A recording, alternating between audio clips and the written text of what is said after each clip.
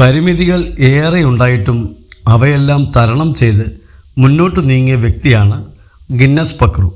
വെല്ലുവിളികളെ നേരിട്ട് പ്രതിസന്ധികളെ തരണം ചെയ്ത് മുന്നോട്ട് നീങ്ങിയ താരത്തിന് ഇത് സന്തോഷങ്ങളുടെ കാലമാണ്.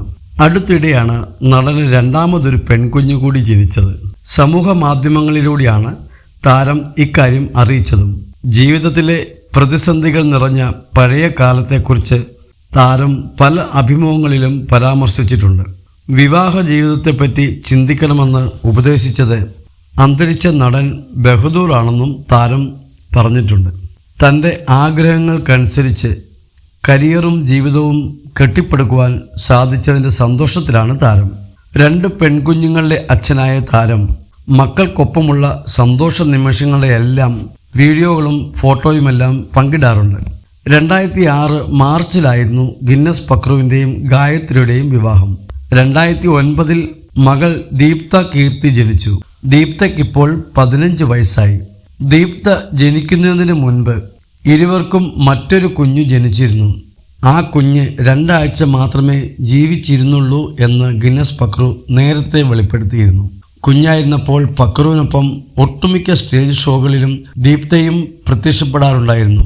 ഇപ്പോഴിതാ മകളെക്കുറിച്ചും തൻ്റെ പുതിയ സിനിമാ വിശേഷങ്ങളും ഫിലിമി ബീറ്റ് മലയാളത്തിന് നൽകിയ അഭിമുഖത്തിൽ പങ്കുവച്ചിരിക്കുകയാണ് ഗിന്നസ് പക്രു.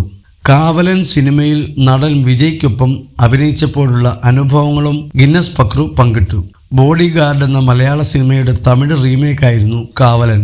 താൻ കാവലനിലേക്ക് കാസ്റ്റ് ചെയ്യപ്പെടണമെന്ന് വിജയ് സംവിധായകൻ സിദ്ദിഖിനോട് ആവശ്യപ്പെട്ടിരുന്നതായും ഗിന്നസ് പക്രു പറയുന്നു. കാവലനിൽ ഞാൻ വേണമെന്നുള്ള ആഗ്രഹം വിജയ് സാർ പറഞ്ഞതായി സിദ്ദിഖ് സാർ എന്നോട് പറഞ്ഞിട്ടുണ്ട്. ഞാൻ സെറ്റിൽ ചെന്നപ്പോൾ മുതൽ എന്നോട് ഒരു പ്രത്യേക സ്നേഹവും കരുതലുമൊക്കെ അദ്ദേഹത്തിനുണ്ടായിരുന്നു. എൻ്റെ കാര്യങ്ങളും അദ്ദേഹം അന്വേഷിക്കും. എൻ്റെ തമിഴ് അദ്ദേഹത്തിന് മനസ്സിലാകും. കാരവാനിൽ പോകാത്ത സമയത്തൊക്കെ എന്നോടൊപ്പം ഇരുന്ന് സംസാരിക്കും. എൻ്റെ ജീവിതം അറിയാൻ അദ്ദേഹം ശ്രമിച്ചിരുന്നതായി എനിക്ക് തോന്നിയിട്ടുണ്ട്. തിരിച്ചറിവായതിനു ശേഷം മകൾ ഞാൻ ചെയ്യുന്നതിന് ക്രിട്ടിസൈസ് ചെയ്യാനും തുടങ്ങി. അവൾക്ക് തോന്നിയ കാര്യങ്ങൾ അഭിപ്രായമായി പറയും. അവളുടെ കുട്ടിക്കാലം മുതൽ ഞാനും അവളും ഒരു ഫ്രണ്ട്ഷിപ്പ് ലൈനിലാണ് വന്നത്. അതുകൊണ്ട് ആ ഒരു സ്വാതന്ത്ര്യം അവൾക്കുണ്ട്.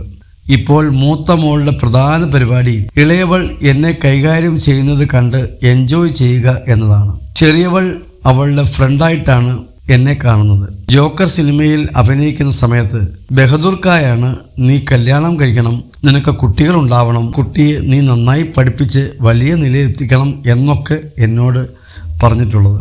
അത്ഭുത ദ്വീപ് കഴിഞ്ഞപ്പോൾ വിനയൻ സാറും പറയുമായിരുന്നു, എൻ്റെ കല്യാണം വളരെ സ്വാഭാവികമായി നടന്നതാണ്, അറേഞ്ച്ഡ് മാരേജ് ആയിരുന്നു.